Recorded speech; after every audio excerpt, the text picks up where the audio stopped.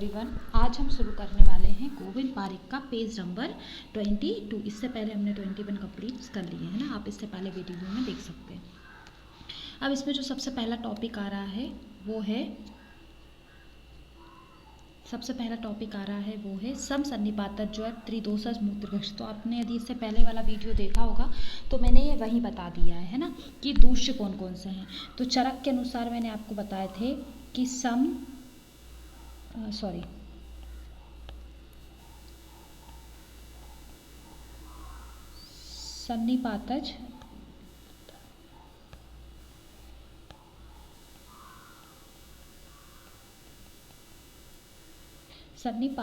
मूत्रकृक्ष plus सन्निपातज अतिसार है ना, में क्या चिकित्सा करते हैं?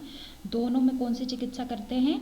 वातज है ना, वात स्थान अनुपूर्व चिकित्सा करते हैं। ठीक है, वात स्थान अनुपूर्व चिकित्सा करते हैं। इसी प्रकार चरक ने बोला है कि सन्निपातज ज्वर प्लस सन्निपातज मदात्य में कौन सी चिकित्सा करनी चाहिए? कफ स्थान अनुपूर्व चिकित्सा करनी चाहिए। ये मैंने कल ही आपको बता दिया था है ना, कफ स्थान अनुपूर्व चिकित्सा करना चाहिए। ये यहाँ लिखा है। यहाँ क्या लिखा है? प्रथमा कफ की चिकित्सा चरक ने किस में बताई है? समसन्निपातक ज्वर में, जबकि समसन्निपातक ज्वर में पित्त की चिकित्सा बताई है सुश्रुत ने। तो केवल आपको सुश्रुत का याद रखना है ना, क्योंकि चरक का तो आपको एज यूजुअल याद हो जाएगा कि मूत्र और अतिसार जो भी अपने वेस्ट प्रोडक्ट होते हैं, मूत्र और अतिसार, उसमें क्या करना है? वात स्थान अनुपूर्व चिकित्सा करना है। ज्वर और मदात्य में कफ स्थान अनुपूर्व चिकित्सा करना है। सिंपल है और ये बहुत इंपॉर्टेंट है ना, इसको याद ही करना है आपको। पर सुश्रुत का याद कर लेना चाहिए। सुश्रुत ने क्या बोला है? ज्वर में सुश्रुत ने पित्त स्थान अनुपूर्व चिकित्सा बताई है। और त्रिदोषज मूत्रकृक्ष में देखा जाए और मदात्य में चरक ने, मैंने आपको पहले ही बता दिया, मदात्य में कफ स्थान अनुपूर्व चिकित्सा बताई है और मूत्रकृक्ष और अतिसार में वात स्थान अनुपूर्व चिकित्सा करनी। तो सिर्फ आपको याद करना है चरक का, और बाकी ये चारों जो है मैंने इधर बता दिया है ना। जो भी मूत्र और अतिसार जो भी वेस्ट प्रोडक्ट है उन दोनों में वात स्थान अनुपूर्व है, और ज्वर और अतिसार में कफ स्थान अनुपूर्व चिकित्सा है। जबकि समसन्निपातक ज्वर में पित्त स्थान अनुपूर्व चिकित्सा कौन बोलते हैं? सुश्रुत बोलते हैं। थोड़ा आप ध्यान से पढ़ेंगे, बहुत ईजी है, आपको आराम से याद हो जाएगा ना। कोई प्रेशर लेके नहीं पढ़ना है। तैयारी कभी भी अंडर प्रेशर कभी नहीं करना, वहाँ जाके भूल जाएंगे आप। थोड़ा थोड़ा रोज पढ़ेंगे, आपको अपने आप चीज़ें याद रहेंगी। इसमें कुछ भी आपको खुद के माइंड पर आपको पता भी नहीं चलेगा और आपको सब चीज़ें हो जाएंगी है ना। इसके बाद जो आता है अगला टॉपिक क्या दिया है इन्होंने? पांडु में दूष्य। मैं इससे पहले भी बता चुकी हूँ, इसकी ट्रिक बहुत सिंपल थी। चरक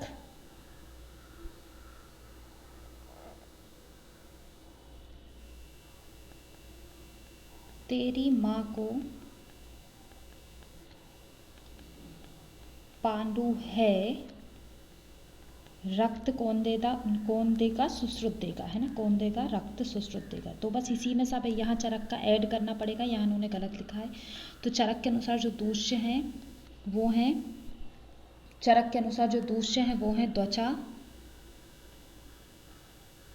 रक्त और मांस। तेरी माँ, ता से त्वचा, रा से रक्त, माँ से मांस। तेरी माँ को क्या है? पांडु है। तो ये किसके दूष्य हुए? पांडु के हुए। रक्त कौन देगा? सुश्रुत देगा। सिंपल। तो ये ट्रिक याद रखना, तेरी माँ को पांडु है, चरक तेरी माँ को पांडु है, रक्त सुश्रुत देगा, तो ये होगा पांडु के दूष्य। सिंपल ट्रिक से याद हो जाएगा। मध्य की अवस्थाएं बोला है। चरक और सुश्रुत ने 3 बताई है और माधव ने 4 बताई है। ये बहुत इंपॉर्टेंट है ना, ये भी इंपॉर्टेंट है। ये जो अस्थि पन्नेन की हर लाइन आपको याद होनी चाहिए मेरे हिसाब से। तो जो चरक चिकित्सा स्थान में है ना, मध्य अवस्था किसमें बताई है? चरक चिकित्सा स्थान 24 में बताई है। सुश्रुत ने कितनी बताई है? 3, माधव ने 4 और चरक ने भी कितनी बताई है? 3 बताई हैं। ठीक है, इसके बाद जो अगला टॉपिक है वो है हिक्का के मूल। हिक्का के मूल भी इम्पॉर्टेंट है ना। तो हिक्का के मूल याद रखना। कितने प्रकार की हिक्का बताइए? सबसे पहले तो हिक्का बताई है 5 प्रकार की ना, 5 प्रकार की हिक्का बताइए। अन्यजा यमला हिक्का बताइए केवल सुश्रुत ने है ना। व्यापक, क्षुद्र, गंभीर और महती। तो ये जो 5 है ये बताइए चरक ने, और व्यापक हिक्का मानी है चरक ने, और यमल हिक्का मानी है सुश्रुत ने ना। बाकी 4 अन्यजा, क्षुद्र, गंभीर, महती दोनों ने मानी है, यमला मानी है सुश्रुत ने, और व्यापक मानी है चरक ने। तो सबसे पहले अपन चरक का ही याद कर लेते हैं। अन्यजा हिक्का में ये बोल रहे हैं कि अन्यजा हिक्का का इन्होंने मूल नहीं माना है ना। अन्यजा हिक्का तो अन्य खा लेंगे वैसे ही शांत हो जाएगी, इसका कोई मूल नहीं होता। यमल हिक्का तो इन्हें मानी ही नहीं है। फिर अगली कौन सी है, व्यापद का क्या है, जत्रुमूल। क्षुद्र का है कंठ। गंभीर हिक्का का है नाभि और पकवासे। और महती महान है माँ से मर्म, माँ से महती, याद हो जाएगा मर्म। सुश्रुत ने क्या माना, अन्यजा हिक्का का ही मूल नहीं माना। यमला हिक्का में यमल यानी दो चीज़ें, तो दो चीज़ें सिर प्लस ग्रीवा है ना, सिर प्लस ग्रीवा, तो दो चीज़ें आ रही हैं सिर और ग्रीवा, तो ये कहाँ है आपका, यमल में है ना। तो व्यापद हिक्का तो इन्होंने नहीं माना है सुश्रुत ने, है ना। यमल हिक्का का क्या माना, सिर और ग्रीवा माना, दो चीज़ें याद हो जाएंगी सिंपल। जो कंफ्यूज करेगा उसकी मैं ट्रिक दूंगी आपको, है ना। तो क्षुद्र हिक्का का इन्होंने माना है जत्रुमूल, जबकि जत्रुमूल चरक किसको मूल मानते हैं, व्यापद का मानते हैं ना। यही कंफ्यूज होगा कि किसने क्या माना है, तो इसकी ट्रिक मैं आपको बताती हूँ। पहले गंभीर का इन्होंने नाभि अकेला माना है, पकवा से चरक ने माना है, याद रखना पकवा से किसने माना है, चरक ने। जो याद करने वाली चीज़ें हैं मैं वही आपको याद करा रही हूँ। महती माँ से मर्म, माँ से मर्म सिंपल है, याद हो जाएगा। अब जो था क्या था पॉइंट कि इन्होंने व्यापद को माना है जत्रुमूल, जबकि क्षुद्र का जत्रुमूल कौन मानते हैं, सुश्रुत मानते हैं। तो सिंपल एक लाइन याद रखिए, चरक को जत्रु व्यापद से कंठ क्षुद्र हो गया, ठीक है। ये लाइन, ये ट्रिक याद रखिए। तो चरक को क्या हुआ है, जत्रु व्यापद हो गया है, तो जत्रु मूल किसका है, व्यापद हिक्का का है, तो उसके कारण क्या हो गया, उसका जो क्षुद्र है वो कंठ क्या हो गया, क्षुद्र हो गया। सिंपल याद हो गई। तो व्यापद हिक्का का मूल हो गया जत्रु मूल, और कंठ हिक्का का मूल वो क्षुद्र हिक्का का मूल हो गया कंठ। इसके जस्ट अपोजिट इन्होंने क्षुद्र का कंठ माना है, तो क्षुद्र का जत्रु मूल सुश्रुत ने माना है, व्यापद उनने माना ही नहीं है। यमल में सिर और रीवा माना है, सिंपल याद हो गया, कोई हेडेक नहीं। इसके बाद जो अगला टॉपिक है वो है पुरुष की उत्पत्ति में कारण, है ना। किसी भी पुरुष की उत्पत्ति में कितने कारण होते हैं, ठीक है। तो चरक ने 5 और सुश्रुत ने कितने माने हैं, 6, है ना। चरक ने 5 कारण माने हैं और सुश्रुत ने 6 कारण माने हैं। नाड़ी स्वेद या नाड़ी की लंबाई, चरक ने 1 व्याम, सुश्रुत ने आधा व्याम।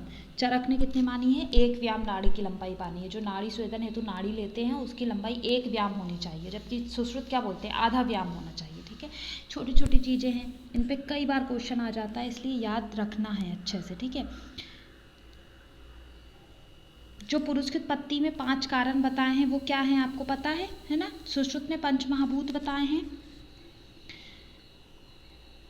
चरक ने, सॉरी ये अपोजिट है, चरक ने 6 कारण बताए हैं और सुश्रुत ने 5 कारण बताए हैं, तो इसको सही कर लीजिए। तो सुश्रुत ने माने हैं वो माने हैं पंचमहाभूत, और जो चरक ने माने हैं वो माने हैं पंचमहाभूत और चेतना प्लस चेतना, ठीक है। अब इसके बाद ये इम्पोर्टेंट है, बहुत इम्पोर्टेंट टॉपिक आया है, ये क्या है, प्रमेय की पीढ़िका। प्रमेय पीढ़िका बहुत इंपॉर्टेंट है, इस पर हर बार क्वेश्चन बनता ही है। चरक ने कितनी मानी है, 7 मानी है। सुश्रुत ने कितनी मानी है, 10 मानी है। हर एक ने अलग अलग मानी है ना, ये तो पता ही है। तो यहाँ लिख लीजिए किसने कितनी मानी है, यहाँ नहीं दिया है। तो यहाँ है चरक ने मानी है 7, सुश्रुत ने मानी है 10, ठीक है। काश्यप ने मानी है 8, भोज ने मानी है 9, ठीक है। भोज ने कितनी मानी है, 9। सुश्रुत और बाघभट्ट का भी यहाँ लिख लीजिए, बाघभट्ट ने भी कितनी मानी है, 10 मानी है। तो चरक ने 7, काश्यप ने 8, भोज ने 9, बाघभट्ट और सुश्रुत ने 10, सिंपल याद हो गई। तो जो चरक की 7 है वो आपको याद करना है। 3 जो हैं, है ना, सकज, सॉरी सकज, सकज में जाएगा सार्विका, सकज, कक्षपिका और जालिनी। सकज जो होती हैं वो क्या होती हैं, दुसाध्य होती हैं। क्या होती है, दुसाध्य, क्यों, क्योंकि कफ और मेद वाली होती है। तो ये क्वेश्चन आ चुका है ना, ये क्वेश्चन आ चुका है कि सार्विका, कक्षपिका और जालिनी, सकज से याद रखना, सार्विका, कक्षपिका, जालिनी, इसमें कफ और मेद अधिक होता है, इसलिए क्या बताई गई हैं, दुसा बताई गई हैं, ठीक है। इसके अलावा जो साध्य होती हैं वो 4 बताई हैं, क्योंकि इनमें पित्त ज़्यादा होता है, ठीक है। जिनमें पित्त ज़्यादा होगा, तो सर्पसी, अलजी, विनीता और विद्रधि, ठीक है। तो ये जो 7 हैं किसने बताई हैं, चरक ने बताई है। काश्यप ने एक एस्ट्रा बताई है, वो कौन सी है, अरुणसिका, ठीक है। कौन सी बताई है, अरुणसिका एस्ट्रा बताई है। भोज ने क्या बताई है, खाने में क्या खाते, कुल्थी, तो कुल्थी का, ठीक है। भोज में क्या लेना है, कुल्थी लेना है, तो कुल्थी का किसने मानी है, भोज ने मानी है। सुश्रुत और बाघभट्ट की याद रखिएगा, पुत्री की विदाई मसूरी में, इन्होंने विनीता नहीं मानी, है ना। जो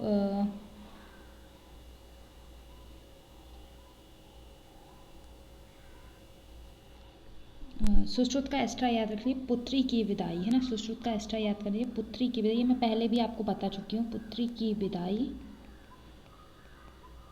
मसूरी में, तो पुत्रनी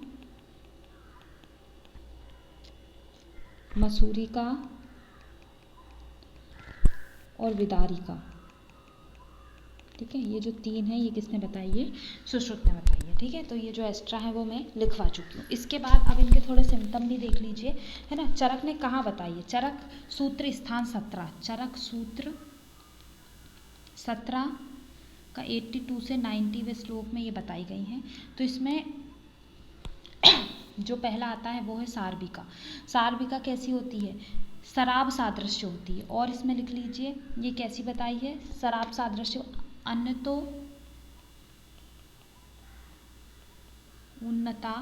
उन्नता मध्य निम्ना, ठीक है। बीच में क्या हो, दबी हुई हो, और आजू बाजू से क्या हो, उठी हुई हो, ठीक है। स्यावा क्लेद रुगन्विता, क्लेद रुजा होती है, ठीक है। रुजा होती है, स्याव होती है, अन्य तो क्या होती है, आजू बाजू से उठी हुई, बीच में दबी हुई रहेगी, तो ये क्या है, सार्विका है, ठीक है। कक्षपिका का देखा जाए तो कक्षपिका का क्या है, कछुए के समान। तो इसमें जो इम्पोर्टेंट है वो है अवगाढ़ अर्थी। इसमें बहुत अधिक मात्रा में क्या होगा, अवगाढ़ अर्थी, मतलब बहुत डीप पेन रहेगा, बड़े परिग्रह वाले। कछुए की पीठ कैसी चौड़ी चौड़ी रहती है ना। और इसमें एक और जो है, जो इसका कोटेशन है वो लिखिए, अवगाढ़ अर्थी निस्तोद रहेगा, ठीक है। निस्तोदा महावास्तु परिग्रह, महावास्तु परिग्रह, ठीक है। तो ये इसका कोटेशन आया है। कोटेशंस पे क्वेश्चन आते हैं। फिर आता है जालिनी ना, सकच जो ये दूसरा, जालिनी कैसी रहेगी, जालिनी जाल समान रहेगी, है ना। बहुत अधिक रुजा रहेगी, स्निग्ध स्त्राव रहेगा। तो इसका जो कोटेशन है इसमें क्या है, सिरा जाल के समान, रुजा निस्तोद बहुला, अनेक छोटे छोटे छिद्रों से युक्त जाल जैसी रहेगी। इसका जो कोटेशन है वो लिखिए, कोटेशन में आ जाएगा स्तब्धता,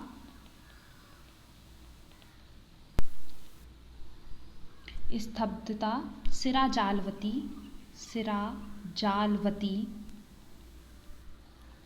स्निग्ध स्त्रावा, महाशया, रुजा निस्तोद बहुला,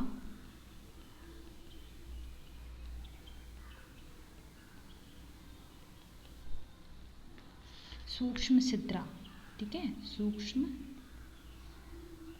छिद्रा च जालिनी, ठीक है। तो ये जो कोटेशन है किसके लिए आया है, जालनी के लिए आया है। इसके बाद अगला क्या है, सर्पसी।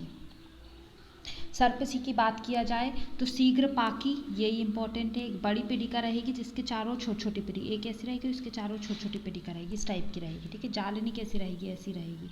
और कक्षपिका उठी हुई रहेगी, सार्विका इस टाइप की रहेगी, ठीक है। तो जो सर्पसी है उसके लिए जो सबसे इम्पोर्टेंट है वो है क्षिप्रपाका, ठीक है। इसी से आपसे पहचानना है। तो इसके लिए जो कोटेशन आएगी ना, इसके लिए जो कोटेशन आएगी वो मैं यहाँ लिख दे रही हूँ। ना अति महती, बहुत अधिक बड़ा नहीं रहेगी, ठीक है। ना अति महती, क्षिप्रपाका महारुजा, ठीक है। क्षिप्रपाक महारुजा, ठीक है। और एक बड़ी रहेगी आजू बाजू। फिर अगला कौन सी है, अलजी, है ना। अगला कौन सा है, अलजी। अलजी में क्या रहेगा, दाह, अलजी ज बहुत अधिक अग्नि से जलता है, याद रखना है ना, अग्नि से जलता है। तो अग्नि दग्धवत पीड़ा रहेगी। अलजी में ही, नाम में ही आ रहा है अग्नि से जलना, मतलब अग्नि गदवत पीड़ा, दाह मोह ज्वरदायक, कौन सी रहेगी, अलजी रहेगी, ठीक है। तो इसकी जो कोटेशन है वो चाहे तो आप लिख सकते हैं। इसकी कोटेशन आएगी, दहती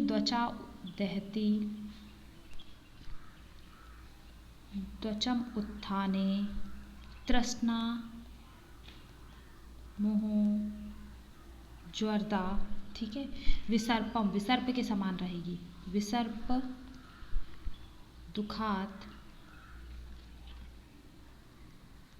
दहती अग्निवत। ठीक है, ये इसका कोटेशन है। फिर अगला कौन सा है? अगला है विनीता। विनीता में सिंपल इसी में है ना, विनीता में ना आ रहा है तो ये कैसी रहेगी? नीलवर्णी पट्टिका रहेगी। ठीक है, कैसी रहेगी विनीता? नीलवर्णी पट्टिका रहेगी। कहाँ होगी? पीठ और उदर पर रहेगी। जो मैं आपको क्वेश्चन बता रही हूँ, जैसे सर्पसी में कैसा आ जाएगा? शीघ्रपाकी। क्षिप्रपाकी कौन सी पट्टिका है? ठीक है, ज्वरदायक कौन सी पट्टिका है? अग्निवत पीड़ा किस में होती है? अलजी में होती है। नीली पट्टिका कौन सी? विनीता। इसी टाइप के क्वेश्चन आते हैं ना, तो यही आपको याद रखना है। फिर विद्रधि। विद्रधि वही 2 प्रकार की बताई है ना, बाह्य और अभ्यंतर विद्रधि। अब थोड़ा विद्रधि के बारे में पढ़ लेते हैं। मैं ये इसको रब कर रही हूँ ताकि मैं यहाँ आपको विद्रधि बता पाऊँ।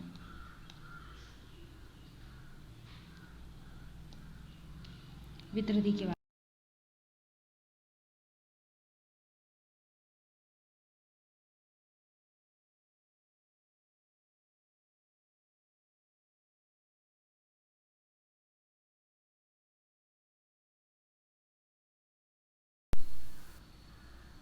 2 प्रकार की बताई है ना, बाह्य।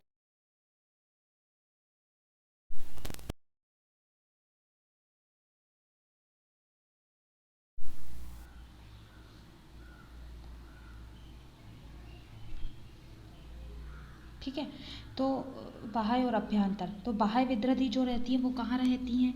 जो बाह्य विद्रधि रहती है वो कहाँ रहेगी? त्वचा, मांस और स्नायु में। ठीक है, त्वचा, मांस और स्नायु में रहेगी। और अभ्यंतर विद्रधि कितने प्रकार की बताई है? अभ्यंतर विद्रधि 9 प्रकार की बताई है। ठीक है, वैसे ये स्थान के अनुसार भेद है, और वैसे भेद कितने किए हैं? वात, पित्त और कफ से भी किए हैं। इनका ट्रीटमेंट क्या होगा विद्रधि का? स्नेहन, विरेचन, गुल्मवत। ठीक है, गुल्मवत ट्रीटमेंट करना है, स्नेहन और विरेचन देना है। ठीक है, अब जो एक और चीज़ है, त्रिमर्म में होने वाली पीड़िका क्या होती हैं? असाध्य होती हैं। ठीक है, ये यहाँ ऐड कर लीजिए, त्रिमर्म में होने वाली पीड़िका असाध्य होती है। इसके बाद जो अगला है वो लिखिए कि मर्म स्थान, गुदा, पाणी, पाद और शक्ति। ठीक है, संधि, सॉरी, संधि में होने वाली पीड़िका भी क्या रहती हैं? असाध्य होती हैं। क्या होती हैं? असाध्य होती हैं। ठीक है, तो ये जो एक्स्ट्रा पॉइंट है वो मैं यहाँ आपको ऐड करा चुकी हूँ। इसके बाद जो अगला सुश्रुत के अनुसार एक्स्ट्रा दी हैं, सुश्रुत ने 10 बताई थी। कौन कौन सी थी? पुत्री की विदाई मसूरी में, मसूरी का पुत्रनी विदारी का एक्स्ट्रा बताई थी। तो यहाँ जालनी के लिए उन्होंने कुछ अलग